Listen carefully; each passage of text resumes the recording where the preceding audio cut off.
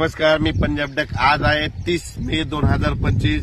मी जात आहे धुळ्याकडे। हे पारोळा रोड आहे आणि या ठिकाणून म्हणजे हे जळगाव जिल्हा आणि धुळे जिल्ह्याची बॉर्डरवर आहे आणि या ठिकाणून आपल्या महाराष्ट्रातल्या शेतकऱ्याला अंदाज देणार आहे। तर पाहू शकता इकडल्या भागामध्ये कापूस लागवड झालेली आहे। याची 15 मेला लावलेले कापूस एवढाले, पण या ठिकाणून संपूर्ण महाराष्ट्रातल्या शेतकऱ्याला अंदाज देणार आहे।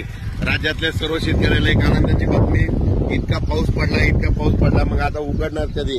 तर राज्यातल्या शेतकऱ्याला सांगू इच्छितो की म्हणजे उद्यापासून 31 मे पासून तर 6 जून पर्यंत असं जोरानं वारं सुटणार आहे। पाऊस काही येणार नाही, त्याच्यामुळे काही चिंता करायची गरज नाही। पण राज्यातल्या शेतकऱ्याला सांगू इच्छितो की तुम्ही काय करा, शेतीची कामं या 6 जून पर्यंत करून घ्या, कारण की राज्यामध्ये 7, 8, 9, 10 जून 4 दिवस परत पाऊस येणार आहे, म्हणून हे लक्षात घ्यायचं।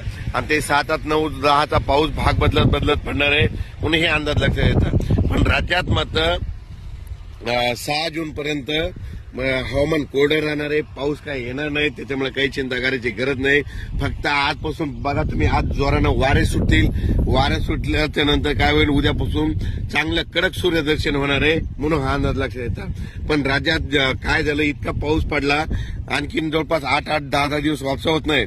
पण माझी विनंती, ज्यांचं रान जसं तयार होईल तसं तुम्ही तयार करा, कारण की राज्यामध्ये 7, 8, 9, 10 जूनला परत थोडा पाऊस येणार आहे, म्हणून हा अंदाज लक्षात घ्यायचा।